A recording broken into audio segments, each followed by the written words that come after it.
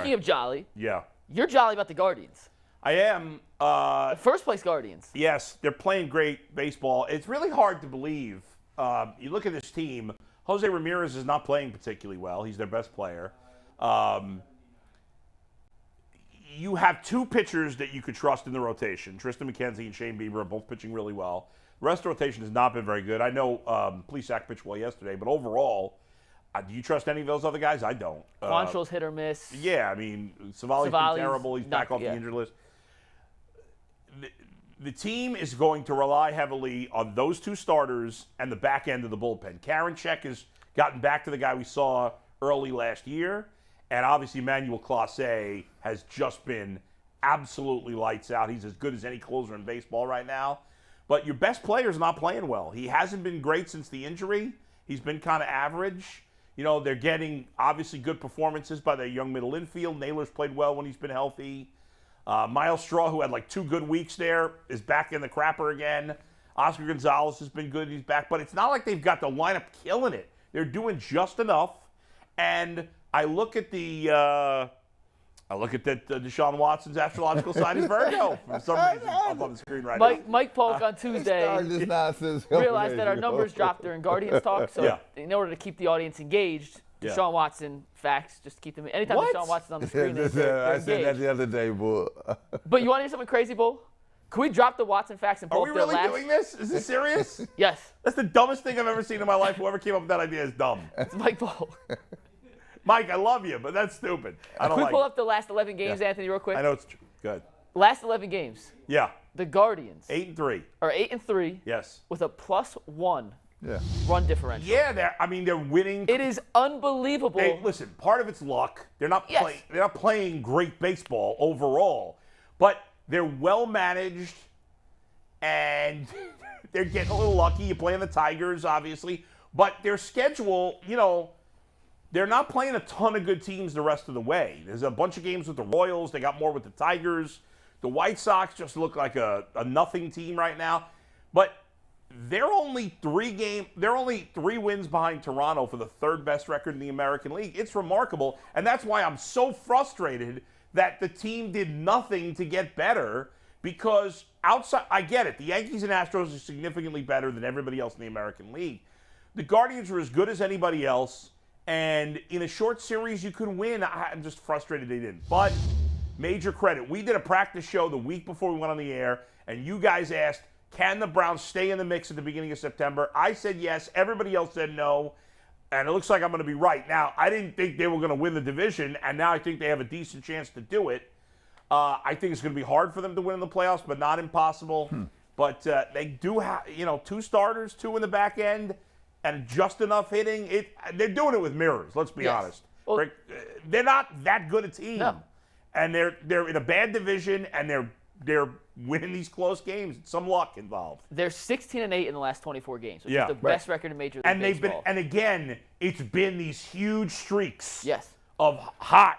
Now we're cold, and they're going to have another cold one before the end of the year. Which is representative of what we talked about earlier this season, a young team. You're going to get these ebbs and flows, and they're going to run hot for a while, they're going to run real cold, then they're going to run hot, and you just hope that it pairs out. But I will tell you that I know for a fact the Guardians' plan has been, we're not mortgaging the future. We got these young prospects. We want to see them get better. We got a plan that we think that we're going to be viable here in a period of time here in the next year and a half. They're going to be very viable, and along the way they're going to cultivate these assets.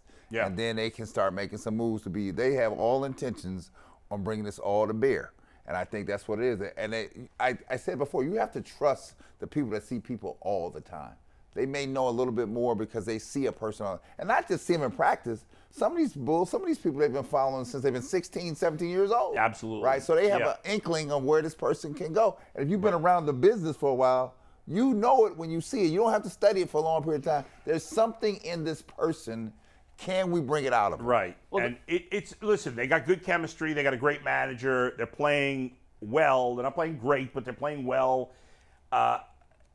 It's really amazing what they're doing. And let me say to the people that may be dropping off because we're talking baseball, when we spend the whole freaking time talking football, which I love and it's fine, But if you dropped off, you're not going to hear this. So for those of you still watching, which is 90% of you, tell the others to go bleep themselves. Because if you don't like baseball talk, you're a loser. You're not smart. Baseball's for smart people, and it's the thinking man's sport. It's a great sport, and the team's playing great, and they deserve to be talked about, for crying out loud.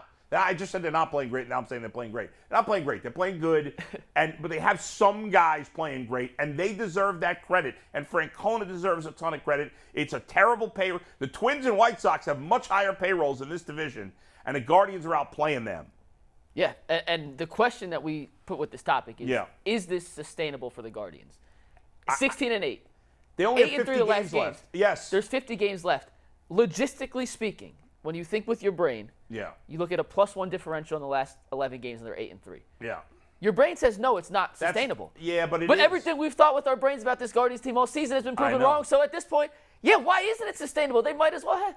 I know you passed the 2/3 point already. 35 and 15 the rest of the season. I wouldn't be shocked. And of those last 51 games, I think that they have, I think probably a third of them are against the Royals and the Tigers. Right. It's a favorable schedule down the stretch. So this is when you start to compartmentalize the schedule in blocks. What can I win in this block? Yeah. What can I win? Blocks. What can I win in this block? And that will walk you into a down the stretch run for a potential playoff run here. Yeah. Absolutely. I think they can. I think they can win the division. I think part of that is because they're overachieving, and their product is better than the sum of its parts. The individual parts are not the Twins and White Sox are more talented teams. They're not playing well. The Twins have a lot of injuries. The White Sox have had some injuries. Mm-hmm. The Guardians have been very lucky. They got nobody hurt. Nobody. It's crazy. And I'll say one more thing for you. Ramirez is not 100%, but he hasn't missed a significant amount of time. Like Tim Anderson's on the DL now for the White Sox. When you look at baseball, though, the managerial aspect of baseball, I think, gets so overrated and overlooked. No, underlooked. Underlooked, yes. Underrated. Yeah, it's underrated. Excuse me.